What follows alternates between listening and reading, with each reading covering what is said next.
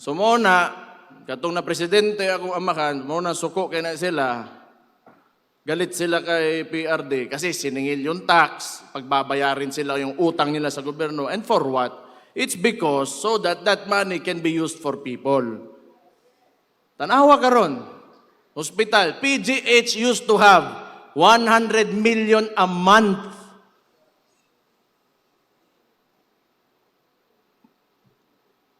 Nasaan ngayon? 60 billion, nakita nyo kanina. Kinuha sa PhilHealth. Minimum wage earner. Kung magkasakit ka, bibili mo ng gamot. Ano pambili mo ng bigas ngayon? Ano pang gastos mo sa eskwelahan ng anak mo? Saan mapupunta ang pobre na Pilipino if the government will not deliver the basic services that they deserve?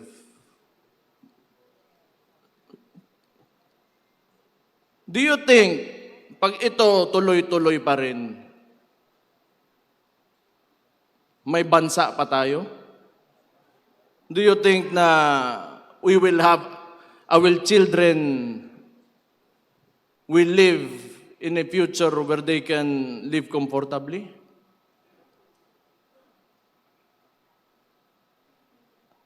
Tungod sa kwarta.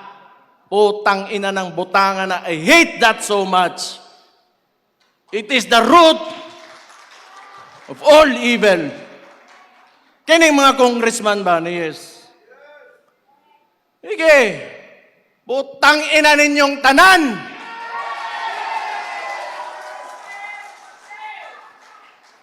Kamo, musod mo og politika, papasok kayo ng politika, para mangwarta lang, kwarta lang. Bakit nandyan pa kayo? Bakit? You just want yourself to, you know, like, you want everybody to see that you have a better house, a better car, you are richer than anyone else in your community? Yan lang? Para sa kinabukasan ng bayan natin? Utang ina, umalis na kayo dyan.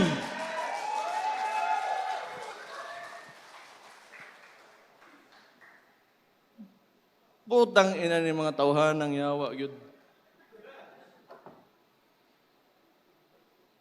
Yun po si Mike Defensor. Ako man siguro ipapriso, ani. Pero mauuna yan si Harold Respicio. Ako You know, I'm really sick and tired of politics. Noon pa naman yan, before I naging vice mayor ako. Isa pang binalik ng adik na pangulo na sabi ng kapatid niya, hindi, kailangan ko i-put into para sasabihin naman ni Matibag na, oy, sinabihan mo, adik, ikukulong ka, pusasan ka, pakyo ni mong buhanga ka.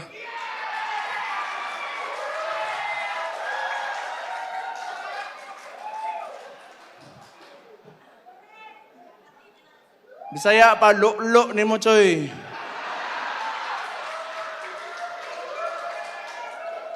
You know, tama si Mike. This is not even a silent martial law. It is martial law without declaring it formally. Ang dami nang nakukulong, may mga kaso, and for what? Because they opposed, the actions of the administration. Why? Is that so wrong? Kung ikaw, Presidente, that would be good information for you to fix your country. Because it could be right. It could be good for the country. Bakit ayaw mo ng oposisyon? Bakit ayaw mo na pagsabihan ka kung ano yung nangyayari sa lugar mo? Kasi baka kasama ka talaga sa nakaw. At ano sinabi? Hindi naman tayo magtataka. Lumabas na nga si Martin Romualdez. That was actually an admission that there are anomalies in the preparation of the budget. Ang sinabi niya lang, hindi siya ang mastermind. And who is higher than Martin Romualdez? Sino susunod? Sino pipirma ng budget? Ferdinand Bongbong Marcos Jr. Adik Bangag. Sabi ng kapatid niya,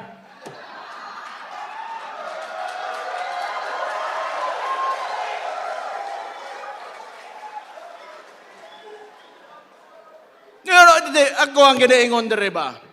Ako ginaingon gani. Awa, nanaghan ng adik karon. Dumami ang adik. Dito sa Davao, lagi may huli. Sa ibang lugar, wala. Hinahayaan nila. Takot yung mga pulis. Kasi pag hinuli mo adik, magagalit si Bongbong. Kasi adik daw siya, sabi ng kapatid niya. Oh, ano mangyayari ngayon? Yung mga pamilya, sira. Breadwinner, yung tatay. Pag nagsabuyan, wala na, sira ulo, ayaw magtrabaho, bubugbugin yung asawa. Ano mangyayari sa household? Wasak yung pamilya, yung mga bata, saan papunta? Hindi papasok ng paaralan. Yung community, yung mga barangay dyan, apektado. Sino nagbabayad ng buwis? Sila mismo. The driving force of our economy are the communities. Ang kapobrehon, mong pasagdan na mabuang. Napatay Chief PNP mo ingon lang. Sasabihin niya lang, pampahaba lang ng oras sa trabaho ang putang inang drugs na yan. Tanawa unsa ka bangag ng presidentiya na, and you allow your Chief PNP to say that without reprimanding him. Tanaw ninyo, tingin nyo ba may kinabukasan pa ang Pilipinas pag nagpatuloy ito? Tangtangan yung si Marcos dito. Ayaw ako, ako'y mapriso. Kitang tanan siguro. Utang ina ni.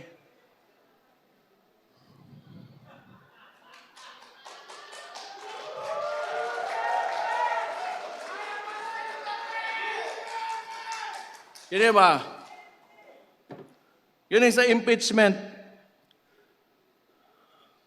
Balikon lang na ako ani mga congressman. Ako, believe ako doon sa, how many do we have who said no? 25? Give a round of applause to those people.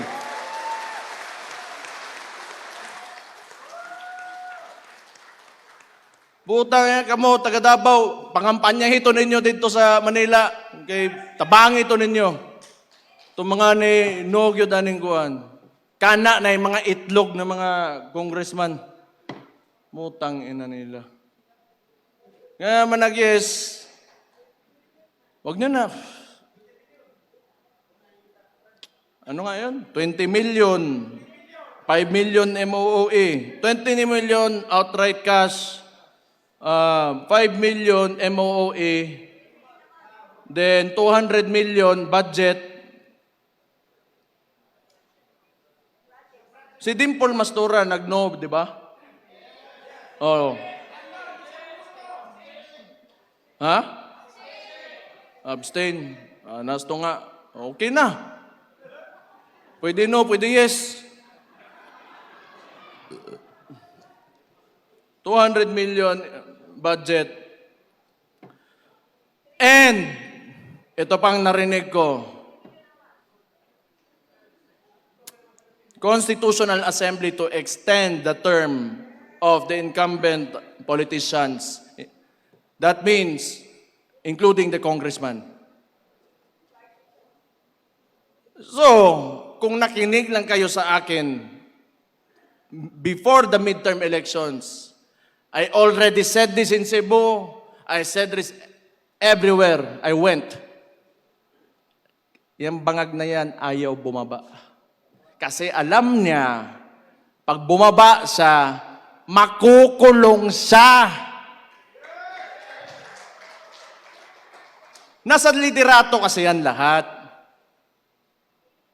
Kayo, mga leader kayo sa lugar nyo. If you allow looting of, public funds, then that is because you allowed it. If you do not allow it and you have strict policy against corruption, hindi talaga mangyayari yan. Ang problema, sabi nga ni Martin Romualdez, hindi siya ang mastermind. And sino yung leader? Sino yung ulo ng Pilipinas ngayon? Si Marcos. I do not know if Martin was pertaining to kaning adik, nga bangag, nga way uwaw, bawgbakba, nga presidente nato. Ingon siyang igsuon, ha? Sabi ng kapatid niya. Ang bahog-baba, totoo yan kasi kausap ko yan kasi tinulungan ko yan yung kampanya. Naamoy ko, bahog-baba, ang tawanan Pero noon, sa totoo lang, naloko rin talaga ako. Akala ko, wala lang, parang walang buot lang talaga to. Parang bata lang ba? Ngayon, bata talaga at adik pa talaga, sabi ng kapatid niya.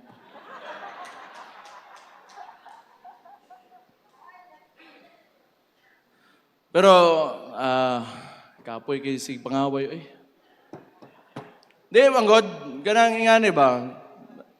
Kita, daghan mamong politiko dire, daghan siguro marami tayo mga aspiring politicians dito. Kailangan nyo magsakripisyo. Kailangan ninyo buhian ang inyong attachment to material needs, money and material needs, attachment to power, attachment to kasi hindi talaga aangat yung bansa natin if we go into politics para lang sa sarili natin. Okay lang, o gihatag ibigay ng Diyos sa iyo, ihatag sa Ginoo sa imuha nga musaka kasi imong kinabuhi in whatever way, maayo, og naa maayo, og wala okay ra pod. Pero do not ever forget the people around you that voted for you.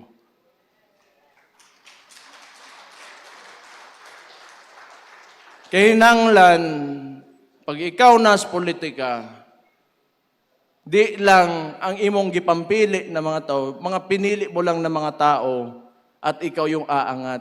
Unahin mong angatin yung mga tao. Huli ka na talaga. Maunang politika. Manerbisyo ka Mao gani ang tawag na public servant.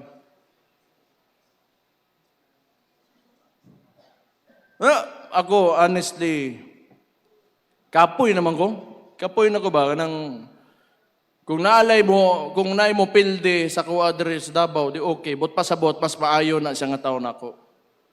Kay, I do not want to work in government for a president na ganito. Because nothing is happening. The people are suffering more and more. And I do not want to be a part of it.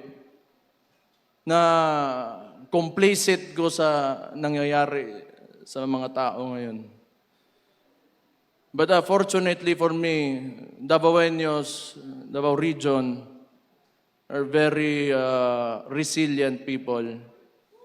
Mabuhay ramantag.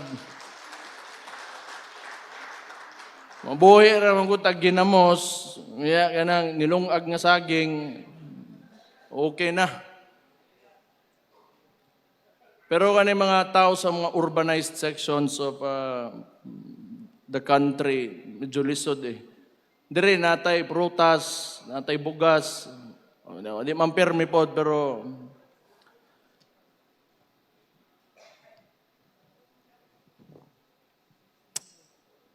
huna-hunaan ninyo. You should think about it. We have to do more. We have to do more. We have to push harder. We cannot allow this administration to go beyond 2028.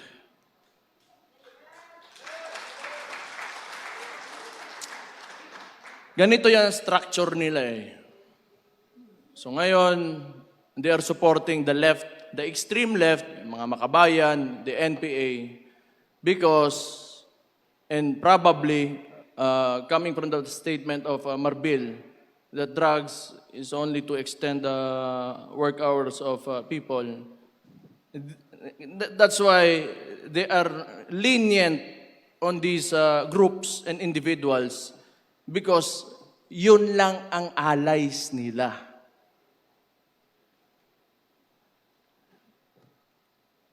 Lahat nga talaga na inayos ng previous administration by PRRD, binalik talaga ni Marcos. And look at what happened. Look at what is happening to us now. We have never been more divided than ever before until this fucking president came into office. So anong gagawin natin? Since the Vice President has already announced her candidacy for the 2028 elections, ngayon pa lang, magsisimula na tayo.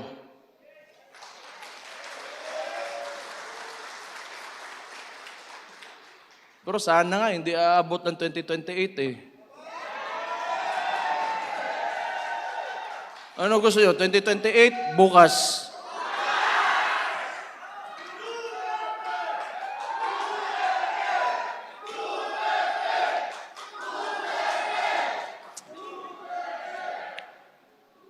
Kana, ginas inyo hagyod. Taraw ninyo, ako'y pangutana sa inyo, kita mga Kabisayaan ba? Kung ng Malacanang dire, humana ni ugma, no?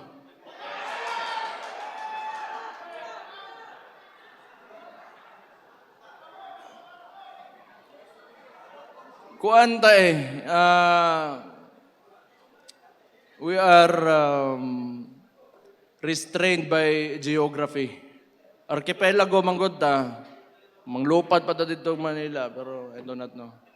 Pero kabalo mo, unsa ka bugo gini si Marcos ba? Bugo gyud, bisag unsa bugo gyud. Ana. Bugo gyud.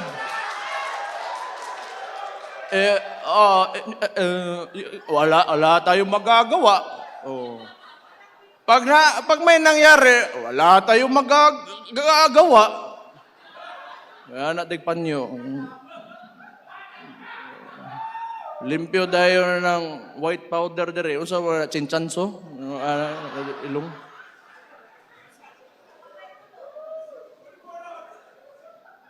Di bugo ba?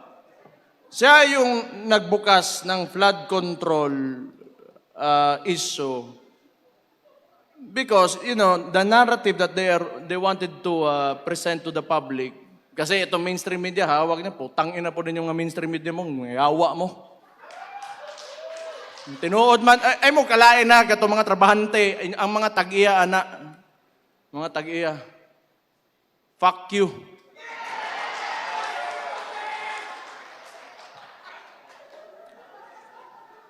So they wanted to, form this narrative that Marcos, Bongbong Marcos, is the savior. So, PowerPoint pa, nga murag kinsang maestro ang gago. Oh, these are the contractors that, had ghost projects. Contractor? O ikaw? Nga na ka, utang ina. Scammer. Scammer ng tawhana gyud. Scammer gyud.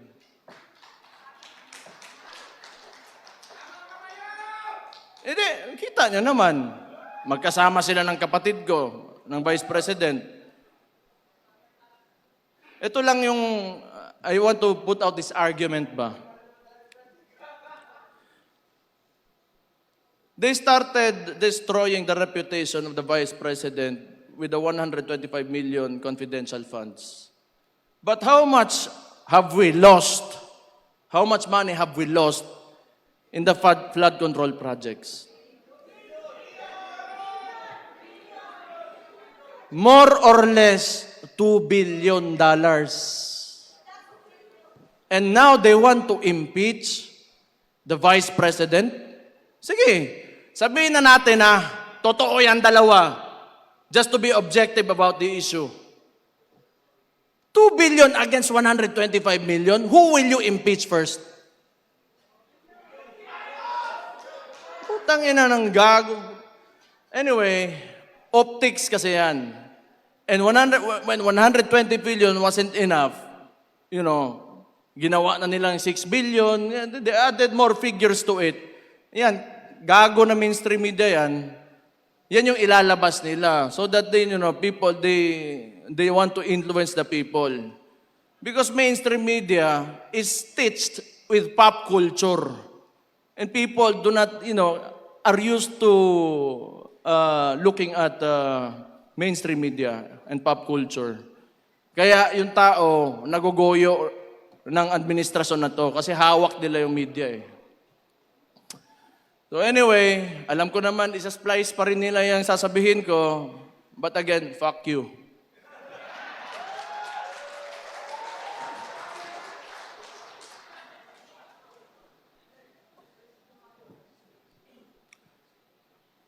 Hindi, maluoy ta sa itong nasod. Natay mga anak ba?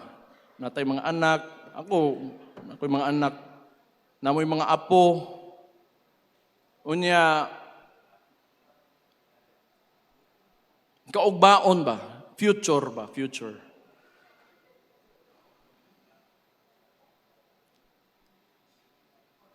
Hindi, ayoko yung mga anak ko na maglalakad. If they had to walk, you know, around the city or out on the streets and they get mugged, hold upin sila. Or maybe some people will entice them to do drugs with them. You know. Job opportunities are scarce. Wala silang papupuntahan, may natapos pero walang trabaho because of mismanagement of this current government. So ang tingin ko, 2028 man talaga ang it really depends on how you would approach the situation. If we see a lot of people, you know, who want to, you know, take Marcos out of office, then that could happen. But if not, there is 2028. So kaya sinasabi ko, we should start now because we are facing an administration that will use all the money that you paid as taxes in this government against VP Inday Sara Duterte. That is what happened in Congress and probably, I do not know with the Senate, pero kaning mga senator, I think kailangan na to palakpakan nga ni Kapulit Agua. So your support to these senators means a lot. You know, whatever you can, social media lang talaga tayo, hanggang social media lang talaga tayo eh. Yung mainstream media, fuck you again. Just wholeheartedly put out your support for these senators and it will mean a lot to them. Discuss among your communities, discuss to, you know, you want to not really convince but tell your story on why you believed in the governance of former President Rodrigo Roa Duterte and why it should continue in 2028 through VP Inday Sara Duterte.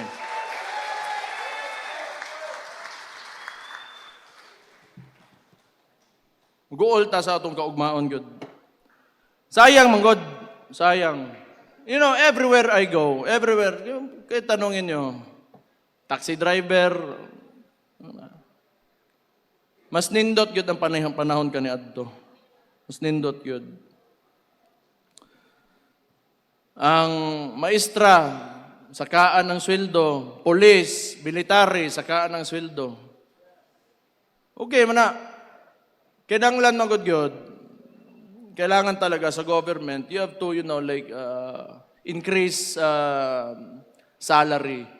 Para dili mangurakot. No, mana kay I do not know. Wala, I cannot, I am not in the position to, speculate on that, but that's what I think. Kung kapoy kayo nga, sige antos, o tiis ka ng tiis, living in a country where people in government and in politics only want money. Hustle na kayo na. So, not lang, we will see. 2028, tao na to, unsay mahitabo. Pero, inshallah,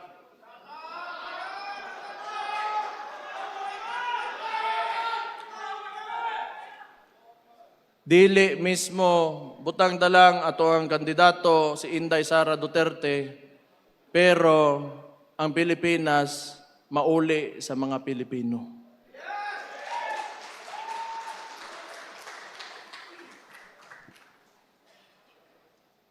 Tama na to, kapoy na kay story diri, paningtan ako. Ay, tama day. Namo ko yung story.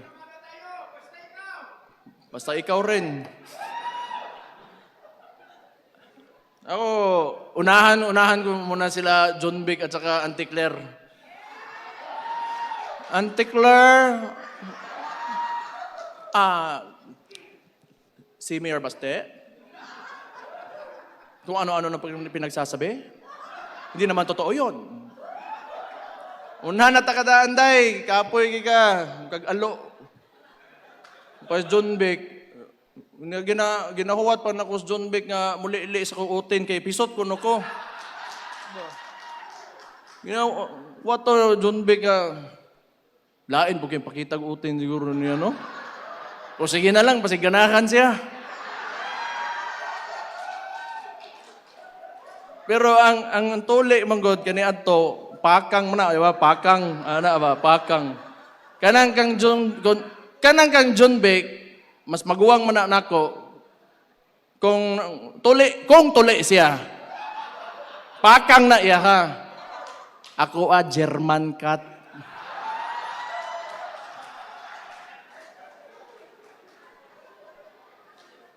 Yawa, basta DILG secretary, moro na mo ingnon, unsa man ka eh.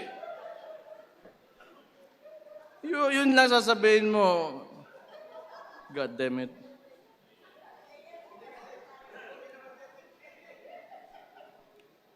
Nawala na yung usapang drug test eh, so penis test na yung susunod. Kung supot o hindi. Bitaw. Actually, lahat ng nakawan na yan, ginagawa nila yung diversionary tactic, yung impeachment kasi talaga, so that they can continue to loot the money of the people. Taxes that you pay. So, tayo kuha na. So man, mag-rally ta? Tanaw ninyo. Ha? Kay ingon man si Kong Leon Libiste, magpadado siya barko. Papadala daw siyang barko.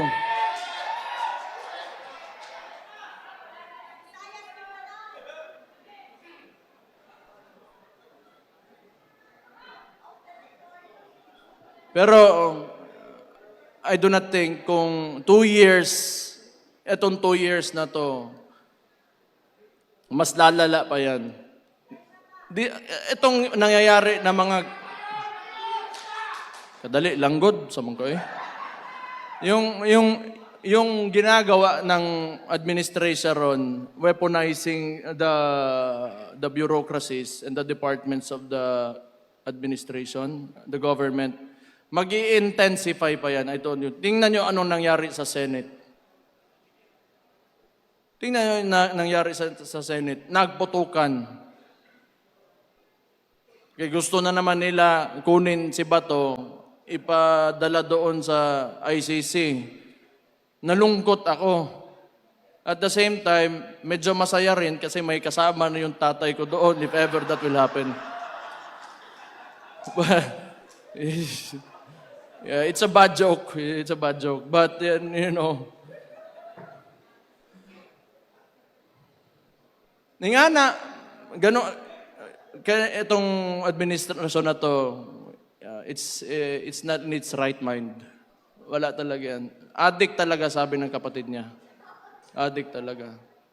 And they are working with LP because si Lam, that's why LAM, Lam, Lisa Araneta Marcos, Aranetas are relatives of the Rojases. They are LP. Actually, walang makinarya yan si Marcos alone. The ones who are moving for Marcos and at the same time, tinitira din siya, are the Liberal Party. Kasi wala siyang makinarya eh.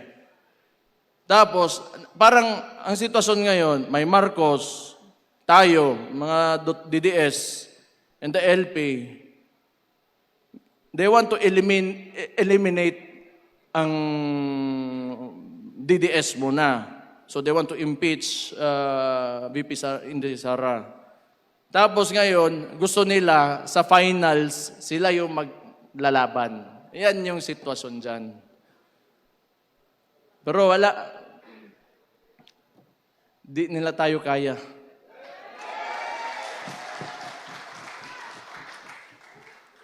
Wala namang alam kasi talaga yung mga gago na yan. Talaga walang alam, putang ina. Kasi nga, sinabi ko, tulad ng Scarborough Shoal, you know, yung mga left na yan, sila man nasasabi, China, o sino ba? Trillanes, LP. Saan naman nag-backdoor nun? Kinesyon sa nga ni Enrile. Putang ina. EJK. O, kani ha? EJK. They want to, you know, convict ni ako ang amahan because of the allegations of EJK. O, kani LP niya. Kanang Tarlac, sa mga kuwang ko na relatives na sa mga Aquino. Ang Hacienda Luisita. Oh. Kuwang ko day. Diba mo, ibutang ninyo ang tao dito sa Netherlands, sa ICC. Because he fought against drugs that destroys communities. And yet these people are silent about Hacienda Luisita, who wanted land reform, who wanted their land back. Unsa ka ipokrito ni mga tawhanan ni. Oo, kasabot yun anak nila. Sige sila balik-balik kung EJK, tanawa karon, bumalik si Mabilog, bumalik si De Lima, and they are alleged narco-politicians, ni daog pag yun tong nagpapusil-pusil, bitaw diri siyang bukton. Kerwin, yawa na mayor pambuang, no? Kuya, usad ba? Tagigit. Wala, yun. Bumalik talaga lahat ng problema na nawala na sana. So, anyway, wala naman din talaga ako sasabihin. I just want to thank you for all of you for spending your time here. I just want to tell you, you know, like, we should think about the future. We should think about our children, your grandchildren. We should aim for a better country, much better than this one, a lot better than this one. O gihatag unta sa Ginoo, inshallah. So, to end this, tayo ay kikilos na para kay VP Inday Sara Duterte. Tayo lahat nandito dahil hindi tayo susuko. At hindi natin tatanggapin ang ginagawa ng administrasyon ngayon. So sisimulan na natin ngayon pa lang na mailagay natin si VP Inday Sara Duterte sa 2028 bilang Pangulo ng Pilipinas.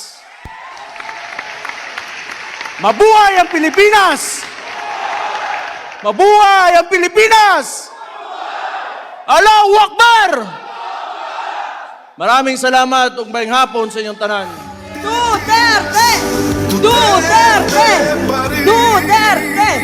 Duterte! Nagmamahal sa atin. Mabuhay ang Rage Coalition!